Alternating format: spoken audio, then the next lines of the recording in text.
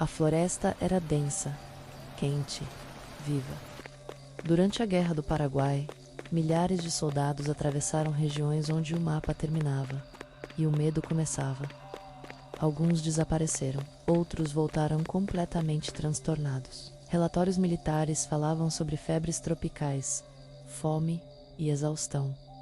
Mas entre os soldados circulavam histórias muito mais perturbadoras. Vozes vindas da mata, homens caminhando sozinhos durante a madrugada, gritos invisíveis entre as árvores e combatentes que simplesmente abandonavam seus postos, como se algo os estivesse chamando para dentro da floresta. Hoje, em Nas Trincheiras, vamos explorar um dos lados mais sombrios e esquecidos da Guerra do Paraguai. A guerra começou em 1864. O Paraguai enfrentaria Brasil, Argentina e Uruguai, no maior conflito da história da América do Sul. O número de mortos aumentava rapidamente, mas em muitas regiões não era apenas o combate que destruía os homens. A floresta sul-americana se transformava em um inimigo silencioso. Os soldados marchavam durante semanas sob chuva constante. A lama engolia carroças, uniformes apodreciam no corpo. Feridas infeccionavam rapidamente. Mosquitos se espalhavam pelos acampamentos.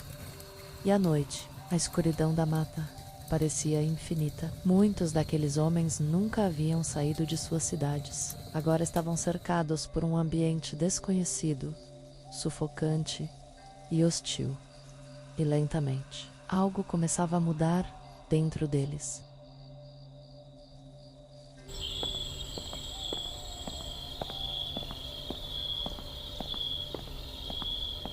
Em 1867, um voluntário brasileiro chamado Antônio Ferreira escreveu uma carta para sua esposa poucos dias antes de desaparecer próximo à região de Humaitá. O documento nunca chegou oficialmente ao destino.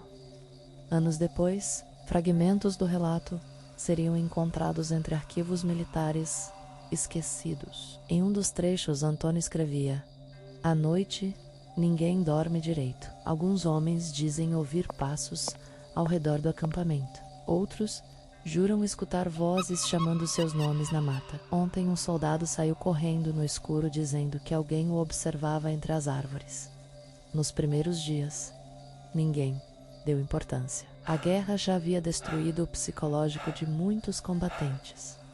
Mas, segundo testemunhas, Antônio começou a mudar rapidamente. Companheiros afirmavam que ele passava horas olhando fixamente para a floresta, como se estivesse ouvindo algo distante. Alguns soldados relataram que o voluntário acordava assustado durante a madrugada, dizendo que alguém caminhava ao redor das barracas.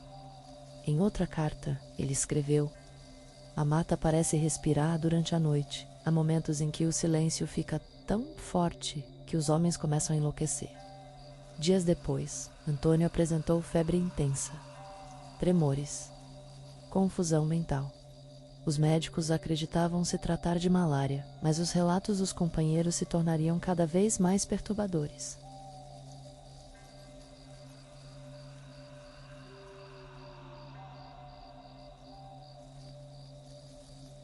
Em determinada madrugada, soldados do acampamento afirmaram ter ouvido Antônio conversando sozinho do lado de fora da barraca.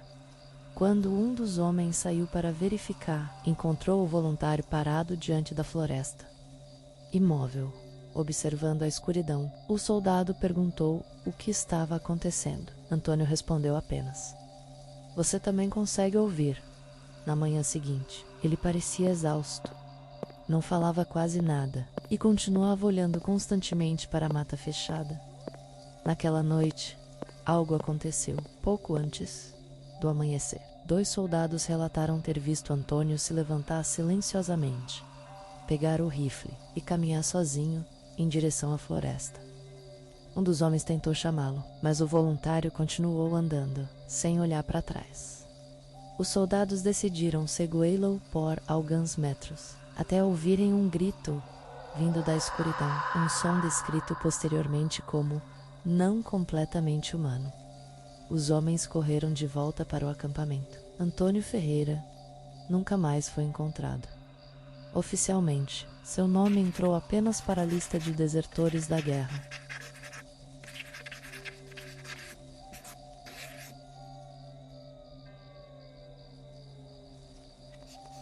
O desaparecimento de Antônio não foi um caso isolado. Outros documentos da época descrevem episódios parecidos: soldados abandonando patrulhas, combatentes sofrendo surtos psicológicos, homens que afirmavam ouvir vozes durante a madrugada em certos acampamentos.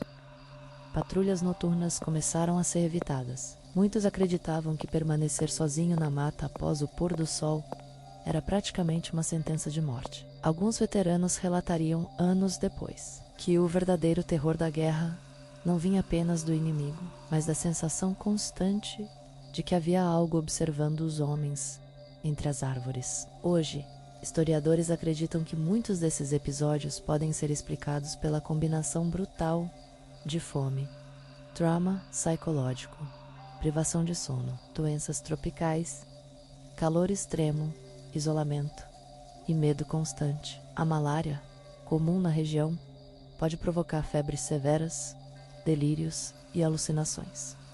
Além disso, a floresta sul-americana criava um ambiente psicologicamente opressor, sons desconhecidos, escuridão absoluta, sensação constante de vigilância, um cenário perfeito para o colapso mental. Mas alguns relatos continuam intrigando pesquisadores até hoje, principalmente os testemunhos envolvendo vozes, chamados vindos da mata e comportamentos repetitivos observados entre diferentes soldados.